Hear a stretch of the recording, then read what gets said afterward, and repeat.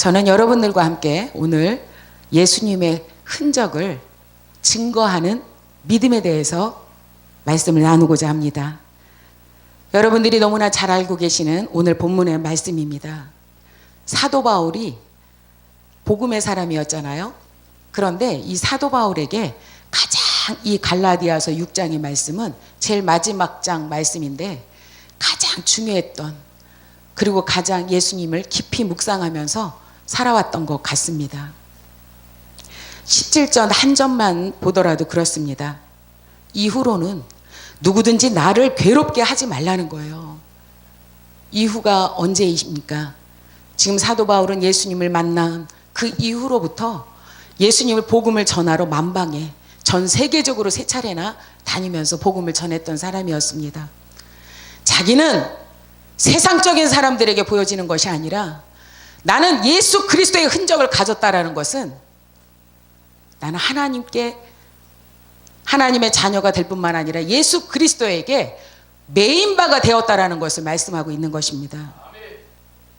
여러분, 여러분에게는 어떤 흔적이 있으십니까? 여러분들에게도 한 가지씩 그런 흔적은 기대하면서 또 바라고 계시는 분도 계실 줄로 압니다. 많은 사람들은요, 태어나서 한평생 살다가 인생을 마치면 흔적을 많이 남기게 됩니다. 무심코 살아가는 하루하루가 지울 수 없는 신앙의 흔적으로 남는다는 두려운 사실을 잊어서도 안 됩니다. 육신의 생각을 따라 불신앙으로 살았던 날은 지울 수 없는 흔적으로 남는 것입니다. 성령을 따라 주님을 바라보고 거룩한 삶을 살았던 아름다운 날도 바로 예수님의 흔적으로 남는다라는 것을 기억하시기를 바랍니다. 십자가를 지고 자기를 쳐서 복종시켜 눈물을 삼키며 살았던 나를 거룩한 흔적으로 남을 것이라고 사도 바울은 오늘의 본문 말씀을 통해서 말씀하고 있는 것 같습니다. 부끄러운 흔적을 남기든 거룩한 삶의 흔적을 남기든 우리들의 삶의 흔적은 어디에선가 기록되어질 줄로 믿습니다. 가장 중요한 것은 우리는 저 천국 하나님 생명책에 기록되어진다라는 것이 얼마나 중요한 건지 여러분들 아실 줄로 믿습니다. 여러분, 예수님의 흔적을 가지고 살아가고자 하는 사람은 처음부터 신앙생활하면서 아마 생각하지 못했을 것입니다. 내가 생각했던 그런 의도와 전혀 반대적으로 예수님의 흔적을 가질 수도 있고요. 또 내가 또 어떤 흔적을, 예수님의 흔적을 가지고 많은 사람에게 영향력이 있었으면 좋겠다라고 생각을 한다고 해서 우리에게 예수님의 흔적이 주어지는 것도 또한 아닙니다. 하나님의 계획 속에 들어가면 예수님의 흔적이 우리에게 아름답게 이루어질 뿐만 아니라 오늘 사도 바울이 말씀했던 것처럼 그러나 내게는 14절입니다. 그러나 내게는 우리 주 예수 그리스도의 십자가 외에 결코 자랑할 것이 없나니라고 말했습니다. 여러분들에게 이렇게 예수님을 자랑할 수 있는 이번 사순절이 되고 있는지 저와 여러분은 한번 이 사순절 기간 동안에 한번 묵상하는 시간들이 되었으면 좋겠습니다. 십자가의 흔적은 사랑과 용서였습니다. 그리고 죄사함이었습니다. 십자가의 흔적의 결정체는 무엇입니까? 바로 영생이라는 것입니다. 예수님께서는 땅의 생명이 아니라 하늘의 생명이라는 흔적을 이 땅에 남기고 떠나가셨습니다. 오늘의 말씀, 여러분들이 너무나 잘 알고 계시는 지금 사도 바울은 무엇을 자랑한다라고 했습니까? 14절 하반절에 보면 그리스도로 말미암아 세상에 나를 위하여 십자가에 못 박히고 내가 또한 세상을 대하여 그러하니라. 어떤 거에 대하여 그렇다 그러나요? 십자가 외에 결코 자랑할 것이 없다라고 합니다. 저는 그래서 십자가의 흔적이라는 것은 저에게 있다라고 말씀을 드린다면 저는 오직 복음입니다. 오직 전도입니다. 저는 예수님을 전하지 않으면 제 영이 답답해서 잠을 잘 수가 없습니다. 무엇을 하던 기쁨이 없습니다. 예배 생활을 한다라고 하지만 예수님을 복음을 전하지 않는다면 그것은 다시 내가 예수님의 흔적이 있는가 나를 돌아보는 그런 시간들이 되어야 할 줄로 믿습니다. 예수님의 흔적이라는 것은 무엇입니까? 예수 그리스도께서 이번 사순절 기간을 생각하며 예수님은 아무 공로 없이 아무 값 없이 나를 위하여 십자가에 달려 돌아가셨다라는 것이 얼마나 그 하나님의 한없는 사랑이 얼마나 감사하던지요. 어제 저는 박사과정 대학원에서 교수님께 수업을 들으면서 교수님께서 사랑의 원자탄이라는 그런 영화, 아주 오래전에 있었던 그런 교수님께서 그 영화를 보여주시더라고요. 이런 사랑이 없다면 우리에게는 다시 돌아봐야 된다라는 거예요. 신앙을 다시 돌아봐야 된다라는 것입니다. 여러분, 제가 다니고 있는 학교는 그 전도학입니다. 서울신학대학교 지금 박사과정 지금 THM 마치고요. THD 지금 신학박사를 하고 있습니다. 여러분, 제가 무엇이 하나님 앞에 드려질 것이 없습니다. 아무것도 하나님 앞에 내세울 것도 없습니다. 자랑할 것이 없습니다. 그러나 단 한 가지, 예수 그리스도의 복음을 전하지 않고는 견딜 수 없기 때문에 제가 그 사모하는 마음을 가졌더니 하나님께서 이 과정까지 오게 하셨다라는 것입니다. 사랑의 원자탄 말씀, 그 원자탄 그 목사님은 어떻습니까? 사랑이 없었다면 내 아들 2명을 죽였던 그 원수 같은 아들을 품을 수 없었을 것입니다. 그 괴뢰군들에게 그들에게도 피할 길이 있었지만 피하지 않았고 오직 예수 그리스도만을 바라보며 그곳에서 순교하셨던 그런 목사님이셨습니다. 여러분, 우리에게도 영원 사랑하는 마음이 있습니까? 여러분, 사랑하는 마음이 있다면 오늘의 사도 바울처럼 이러한 고백이 있어야 할 줄로 믿습니다. 그러나 내게는 우리 주 예수 그리스도의 십자가 외에 결코 자랑할 것이 없으니 그리스도로 말미암아 세상에 나를 대하여 십자가에서 못 박히고 내가 또한 세상에 대하여 그러하니라 라고 말했습니다. 사도 바울은 모진 매를 맞았습니다. 모진 핍박을 받았습니다. 박해를 받았습니다. 천대를 받았습니다. 많은 사람들의 죽기까지 매를 맞았습니다. 그러나 죽은 줄 알고 성 밖으로 버려졌지만 사도 바울은 죽지 않았습니다. 왜요? 그 생명은 하나님의 것이기 때문에 그렇습니다. 사도 바울은 그곳에서도 죽지 않았기 때문에 그곳에 나를 핍박했던 그 장소, 나를 힘들게 했던 그 장소를 여지없이 또 들어갔다라는 거예요. 왜 그렇습니까? 그 영혼들은 나를 핍박하고 박해하고 나를 아무리 힘들게 한다 하고 할지라도 나는 그 영혼들의 그 생명을 예수를 알지 못하고 꺼져가고 죽어가는 그 영혼들에게 복음을 전하지 않고는 견딜 수 없기 때문에 그렇게 사도 바울은 루스드라 성을 다시 들어갔다라는 것입니다. 여러분, 우리가 살고자 하면 어떻습니까? 살아가다 보면은 많은 사람들에게 비판과 억울하게 그런 사람들에게 그 억울함을 많이 당할 때도 있습니다. 핍박도 당합니다. 박해도 당합니다. 의심도 당합니다. 그러나 그것은 두렵지 않습니다. 그것은 천국과 무관하기 때문에 그렇습니다. 우리가 천국 가는 그날에는 예수 그리스도를 온전히 나의 구주로 삼고 그 십자가를 바라볼 때에 예수님의 흔적이 있다고 한다면 그 어떤 환경적인 상황, 어떤 상황적인 것은 하나도 우리에게 두려운 대상이 아니라는 것이죠. 저도 한때 정말 하나님께서 얼마나 강한 훈련을 시키셨는지 제가 전도사로서 제가 어떤 이렇게 매스컴을 듣거나 그러면은 책을 읽거나 하면은 전도사님들이 부흥회를 많이 다니시더라고요. 그럴 때마다 저는 하나님께서 저에게 이렇게 훈련을 강하게 시키셨던 이런 부분을 저도 하나님 사용하여 주시면 안 될까요? 그러나 나는 이렇게 얼굴이 나가는 것이 아니라 정말 많은 곳곳마다 다니면서 하나님의 복음을 전할 때에 그 영혼들이 가정의 파탄이 정말 다가오는 그 가정에 가서 예수의 복음을 전했을 때, 예수의 사랑을 전했을 때 그 영혼들이 변화받고 주님 품으로 돌아오게 하는 그런 부흥 강사가 되고 싶습니다. 저는 그렇게 기도했었습니다. 그런데 그냥 하나님이 들어주시지 않을 줄 알고 저는 기도를 했습니다. 그런데 머지않아 그렇게 이루어지게 해주셨습니다. 여러분, 저는 교회를 사역지를 갔는데요. 그 목사님께서 설교를 한번 해보라고 하시더라고요. 신방전도사로 있을 때. 그래서 제가 설교를 했습니다. 근데 그 목사님께서 5년 동안 저를 부목사님은 이렇게 부목사님보다도 저에게 이렇게 복음을 전하게 설교를 하게 하셨습니다. 그래서 이게 웬일인가. 그러고서 저는 그냥 의문점은 가졌지만 일단은 목사님께 순종하기 위해서 설교를 했었습니다. 그런데 설교를 할 때마다 여기 저기서 훌쩍훌쩍 우시는 것입니다. 저는 거기서 신방 전도사였기 때문에 그분 한 분 한 분들의 가정을 다 알고 있고 형편과 사정을 다 알고 있었습니다. 그런데 예수님은 가난하고 소외되고 병든 자들이 이 땅에 위하여 오셨습니다.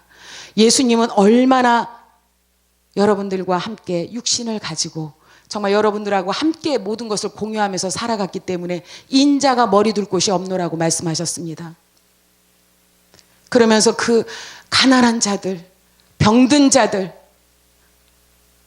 예수님을 알지 못해서 그 영혼들의 아무 소망이 없는 그 영혼들에게 찾아가 주셔서 손을 내밀어 주셨고 고쳐주셨고 그들에게 영원한 생명을 주셨다라는 것을 저는 얼마나 그 말씀을 그 사람들에게 맺혔더니 그 사람들이 이렇게 울고 많은 사람들이 저는 설교하면서 이렇게 박수를 받아본 적이 없는데요.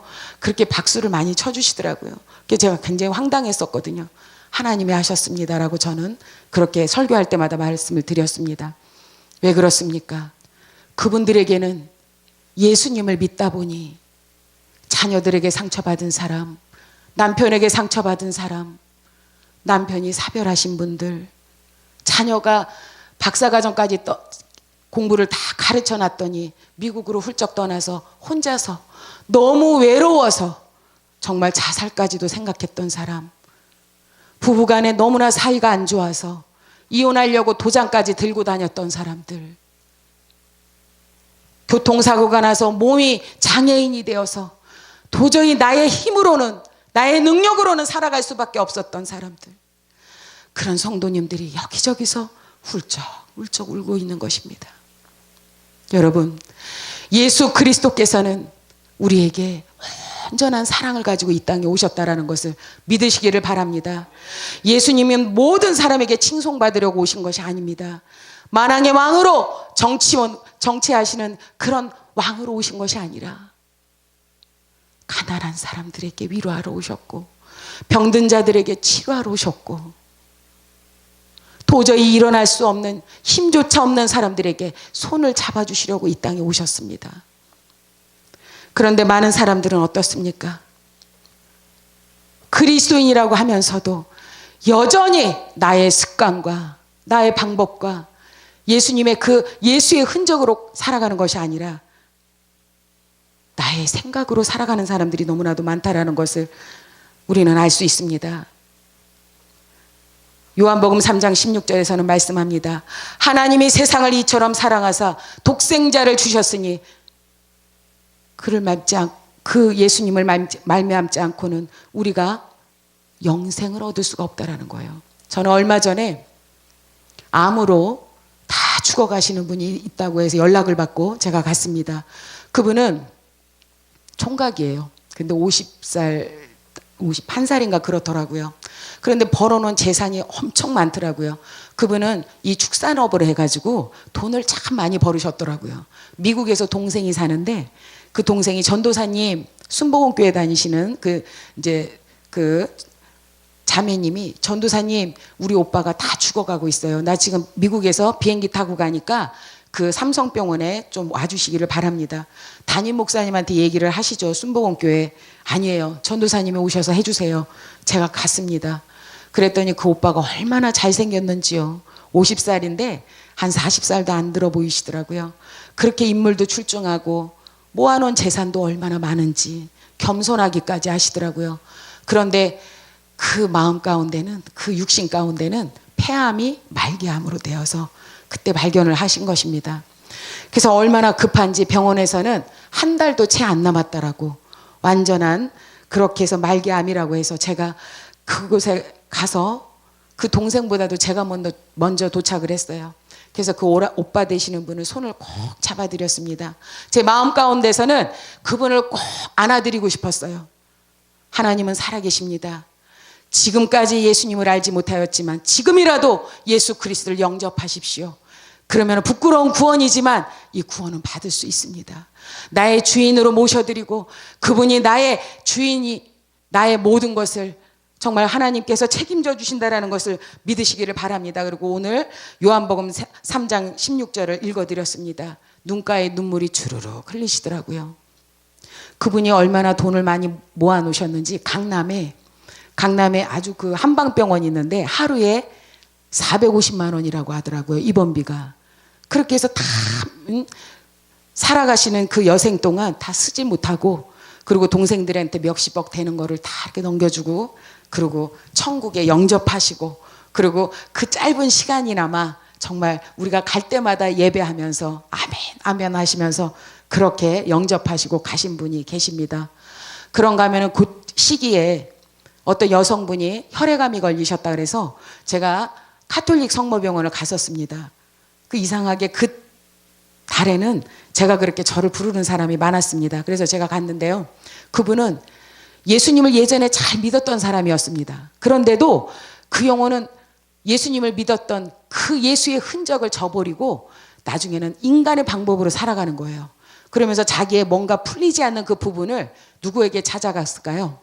세상적인 무당을 찾아가서 점을 보고 사람들하고 어울리면서 그렇게 교회를 다니는 집사님이 그렇게 살아왔다라는 거예요. 그래서 제가 하나님께서 간절하게 기도할 때 말씀을 주시더라고요. 그 말씀을 주시는데 로마서 5장 8절 말씀, 우리가 아직 죄인 되었을 때에 그리스도께서 우리를 위하여 죽으심으로 하나님께서 우리에 대한 자기의 사랑을 확정하셨느니라 라고 했습니다. 하나님의 사랑을 확정하셨으니까 그 예수 그리스도를 온전히 이제는 회개하면서 그동안에 지었던 죄, 알고도 지었던 죄, 모르고도 지었던 죄 지금부터 회개하시기를 바랍니다. 그리고 제가 간곡하게 말씀을 전할 때에 그분은 항암 치료를 하시면서 알겠다고 하더니요. 그것도 시지부지 해갖고 정말 제가 갈 때마다 알겠습니다. 제가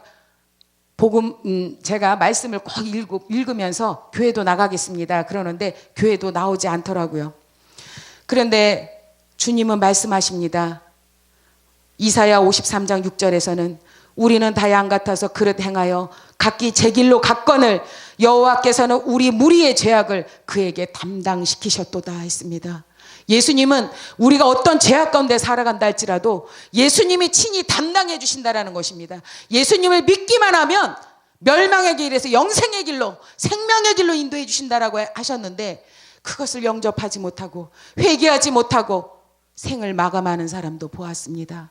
제가 마지막 날 이제는 병원에서 준비하라고 한다고 하더라고요. 그래서 제가 갔습니다. 그때 제가 기도원에서 기도하고 내려와서 갔는데요.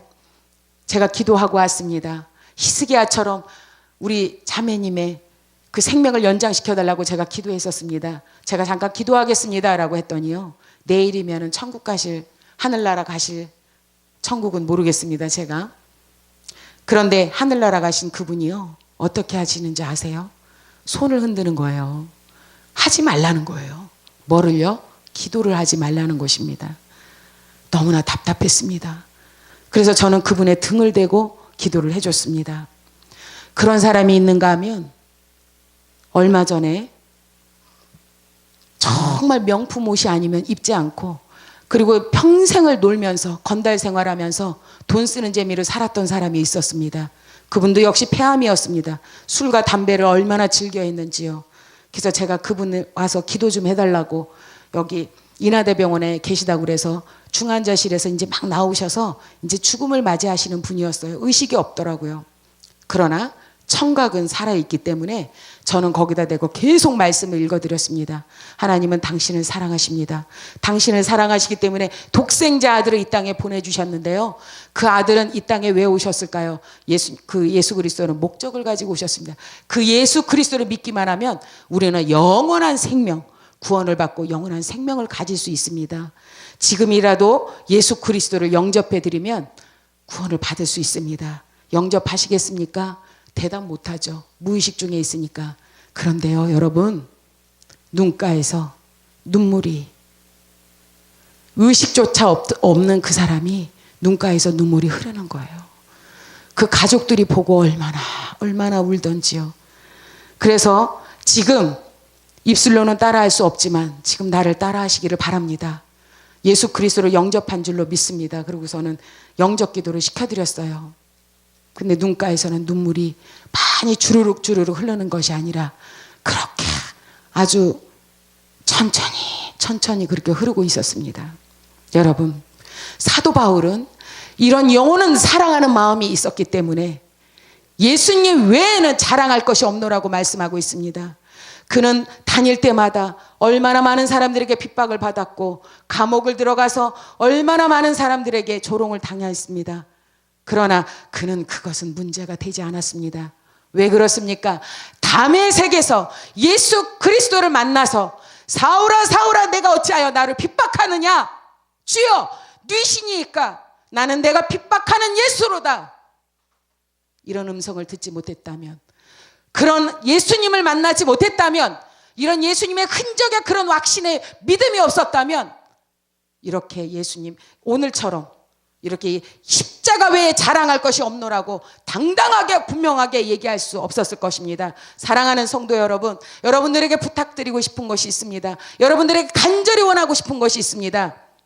여러분들은 예수님의 흔적이 있노라고, 나는 예수님을 믿는다고, 나는 교회 30년 40년을 다녔다라고 하지만 그 마음 가운데서는 구원의 확신이 없다라는 거예요. 구원의 확신이 없다라는 건 뭡니까? 예수의 흔적이 없다라는 것입니다. 예수의 흔적이 있다면 오늘 이 지금 사도 바울처럼 예수님을 전하지 않고는 견딜 수가 없습니다.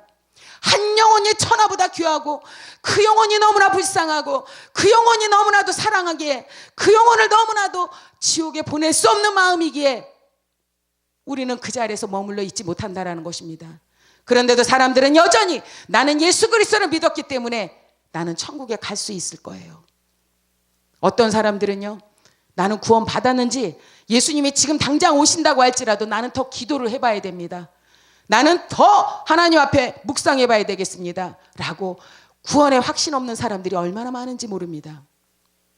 저는 그래서 하나님께서 이렇게 연약하고 미련하고 부족하지만 저는 이 부흥 강사를 학교에서부터 만들어 주셨습니다. 성결교단에서 우리 성결교회의 그런 그 교단에서 부흥사님들이 학교에 MDB 대학원 때 나오셔서 그 설교 대회가 있었습니다. 부흥 강사를 뽑는 설교 대회가 있었습니다. 저는 너무나도 연약하지만 정말 나는 너무나 두려웠지만 그러나 이 말씀만큼은 너무나도 전하고 싶었습니다. 예수의 흔적을 가지셨습니까? 누구를 상대로 기도했나요? 대학원들 상대로 대학원 학생들을 상대로 기도하고 말씀을 선포했습니다. 많은 학생들이 제가 나가는데 박수도 하나도 안 쳐주더라고요. 나이 먹은 사람이, 더군다나 여자가 그렇게 그냥 그 아주 장학금으로다가 1등, 2등 하는 그런 학생들이 7명이, 장장한 7명이 나왔습니다. 그런데요, 저는 욕심은 없었습니다. 왜냐하면 제가 부흥사가 되고 안 되고는 그것은 하나님의 뜻이기 때문에 그렇습니다. 나는 오직 이거 하나만큼은 잊어버리면 안 되거든요. 이거 하나만큼은 빼앗기면 안 되거든요. 예수 그리스도를 복음을 전하는, 예수 그리스도를 자랑하며 다니는, 많은 복음을 전하는 그런 것은 빼앗기면 안 되기 때문에 저는 부흥사도 안 돼도 괜찮습니다. 많은 사람들이 전도사님은 이 설교를 하는 거 보면 부흥 강사가 되어야 되겠습니다. 기도원에서 많은 영혼들을 위로하는 그런 기도원 원장이 되었으면 좋겠습니다. 라는 말을 너무나도 많이 들었기 때문에 저는 부흥 강사, 죄송합니다, 엄청 싫었습니다. 부흥 강사님 싫었고요. 기도원 원장님 너무너무 싫었습니다. 신비적이었습니다. 그래서 저는 오직 말씀 중심이신 분들이 제일 좋았습니다. 그런데 그때 그 설교대회가 열렸을 때 저는 한 번, 두 번 안 나갔습니다. 계속해서 안 나가다가 나중에는 이 커리큘럼을 따라서 전피를 나가야 되는데 나중에 선택 과목도 모자라는 거예요. 그래서 제가 그 과목을 한번 슬쩍 지나가는 식으로 들어갔습니다. 그런데 설교대회까지 나갔는데요. 우리 성결교단의 기라성 같은 김창배 목사님, 오봉석 목사님, 그런 목사님들이 심사위원을 하시는데요. 저는 나가서 아무 부담 없었습니다. 부흥 강사 안 돼도 상관없었으니까요. 그러나 이것만은 꼭 전해야 되기 때문에 사도행전 1장 8절 말씀, 너희가 성령의 권능을 받고 예루살렘과 유대와 사마리아와 땅끝까지 이르러 내 증인이 되라. 이 말씀은 제가 꼭 전해야 되기 때문에, 우리 대학원생들에게 꼭 전해야 되기 때문에 제가 나갔습니다. 많은 학생들이 박수 하나도 안 쳐주더니요, 제가 복음을 전하고 내려오는데 그때 이제 서서들 기립박수를. 그러고 나서 조금 있다가 부흥회가 들어오는 거예요. 전라도에서, 강원도에서 부흥회가 들어오는데 저는 갈 수 있는 자신이 없었습니다. 제가 무슨 자격으로, 저는 자신이 없었어요. 너무나 두려웠습니다. 저 못 가요, 못 가요, 하나님. 그랬더니 하나님께서, 그러면서 제가, 하나님께서 이 마음을 계속 뜨겁게 주시는데요. 하나님, 그러면 제가 한 번만 더 나가보겠습니다, 설교대회를. 그래서 만약에 거기에서 하나님이 예비하신 1등이 된다면 그러면 제가 부흥회에 나가겠습니다. 그리고 기도원에 올라가서 기도하고 내려와서 그 다음 해에 열렸던 2015년도, 2016년도 연이어서 나갔습니다. 근데요, 그렇게 설교를 잘하던 그 전도사님들, 제가 보기에는 제가 가장 못하는 것 같아요. 그런데도 거기에서 또 다시 1등을 해주시길래, 그래서 제가 그때부터 부흥회를 다니기 시작했습니다. 오늘 이준남 목사님, 저는 저에게는 엄청난 행운이라고 생각합니다. 우리 학교에서 어떻게 저렇게 다닐 수 있을까? 아마 교수님들이 지금은 모르십니다. 그러나 저를 나중에 보게 되면 우리 이준남 목사님을 정말 꼭 소개하고 싶습니다. 정말 너무나 훌륭하신 우리 이준남 목사님, 하나님만 바라보시고 정말로 조금도 거짓이 없으신 이준남 목사님을 만나서 제가 믿고 이렇게 따르게 되었습니다. 여러분, 저는 너무나 연약합니다. 여러분, 우리에게는 하나님이 주신 그 능력이 있는데, 사도행전 1장 8절 말씀입니다. 전 열방을 향하여 우리에게 내 증인이 되라고 말씀하신 그 하나님의 말씀을 우리는 잊어서는 안 된다라고 저는 여러분들에게 말씀드리고 싶습니다. 사도 바울은 말씀합니다. 갈라디아서 6장 8절과 9절과 10절에서 말씀합니다. 자기의 육체를 위하여 심는 자는 육체로부터 썩어질 것을 거두고 성령을 위하여 심는 자는 성령으로부터 영생을 거두리라. 우리가 선을 행하되 낙심하지 말지니 포기하지 아니하면 때가 이름에 거두리라. 그러므로 우리는 기회 있는 대로 모든 이에게 착한 일을 하되 더욱 믿음의 가정들에게 할지니라 했습니다. 착한 일이 무엇인가요? 우리가 천국의 착한 일이라는 거예요. 하나님께서 보시기에 쓰시기에 합당한 착한 일이라는 것입니다. 우리는 예수 그리스도의 흔적을 가지고 주여 주여 하는 자마다 다 천국에 들어갈 수 없노라고 말씀하신 그 하나님, 왜 그러셨습니까? 넓은 길로만 들어가기 때문에 그렇습니다. 좁은 길로 한결같이 가다가도 넓은 길로 빠져나가기 때문에 그렇습니다. 주님의 발자취를 나는 길이요 진리요 생명이니 나로 말미암지 않고는 아버지께로 갈 자가 없노라고 말씀하셨습니다. 예수님의 그 길은 고난의 길입니다. 진리는 우리에게 순종하고 하나님의 말씀에 온전히 충성하는 그런 말씀입니다. 그 길은 온전한, 우리가 편한 길, 넓은 길이 아니라는 거예요. 좁은 길이라 할지라도 우리는 하늘의 하나님께 큰 상급 받는 저와 여러분이 되셔야 하지 않겠습니까? 여러분, 이 땅의 소망은 우리는 잠깐 왔다 가는 세상입니다. 이 땅에 영원히 거할 것처럼 많은 사람들은 이 땅에 부를 축적해 놓습니다. 명예를 높이려고 합니다. 많은 사람들에게 재산을 모아 놓으려고 합니다. 그렇기 때문에 남을 미워하고 탐욕에 젖어서 그릇된 길로 걸어가는 사람들이 너무나도 많습니다. 그러나 우리 그리스도인들만큼은 그렇지 않다라는 것을 분명한 확신을 가지고 예수 그리스도의 향기를 바라며 예수 그리스도의 흔적을 가지고 우리는 세상에 나아가 복음을 전할 때에 하늘의 하나님께서 착하고 충성된 종아, 내가 작은 일에 충성하였음에 내게 큰 일을 맡기겠노라고 분명한 하나님은 우리를 향하여 말씀하고 계실 줄로 압니다. 저와 여러분은 정말 하나님 앞에 하나님이 보시기에 쓰시기에 다윗처럼 그렇게 모진 고난과 고통이 있다 할지라도 다윗은 하나님의 바로 무릎을 꿇는 자, 하나님만 온전히 바라본 자, 요셉은 그렇게 사방에 우겨쌈을 당하고 많은 사람들에게 미움의 대상이었으나 결코 좌절하지 않았던 것은 예수의 흔적이 있었기 때문에 그는 좌절할 수가 없었을 것입니다. 여러분들에게 말씀을 마치면서 말씀드립니다. 사도 바울은 십자가의 사람이었습니다. 그는 입만 열면 십자가를 자랑했습니다. 십자가를 지고 십자가의 길을 걸어갔던 사람이었습니다. 이것이 바울의 십자가의 고백이었습니다. 고린도전서 1장 18절에서는 십자가의 도가 멸망하는 자들에게는 미련한 것이요 구원을 얻는 우리에게는 하나님의 능력이라 했습니다. 고린도전서 2장 2절에서 말씀합니다. 내가 너희 중에서 예수 그리스도와 그의 십자가에 못 박힌 것 외에는 아무것도 알지 아니하기로 작정하였음이라 라고 말씀했습니다. 여러분, 우리에게 지금 어떠한 상황 가운데 계십니까? 마음으로 너무나도 슬픕니까? 답답하여 견딜 수가 없습니까? 여러분, 염려하지 마세요. 그 순간은 지나간다라는 것을 믿으시기를 바랍니다. 여러분들에게 지금도 어제나 오늘이나 영원토록 주님은 여러분과 동행하시고 여러분들의 손을 잡아주며 여러분들을 세워주신다라는 것을 믿으시기를 바랍니다. 우리는 오직 예수의 흔적을 가지고 세상의 만방에 다니며 복음을 전파하는 저와 여러분들이 되시기를 주님의 이름으로 축복합니다. 제가 찬양 한 번만 하고, 이 찬양이 나왔는데요, 이거는 하나님의 뜻이라고 생각하고 제가 이 찬양을 하겠습니다.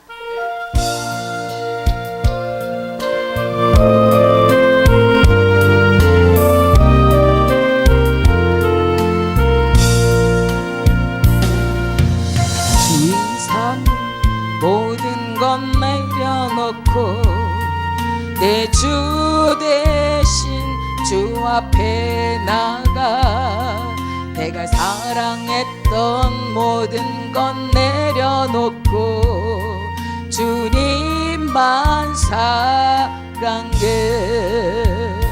주 사랑 거친 풍랑에도 깊은 바다처럼 나를 잠잠케 해. 주 사랑 내 영혼의 반석 그 사랑 위에 서리. 기도하시겠습니다.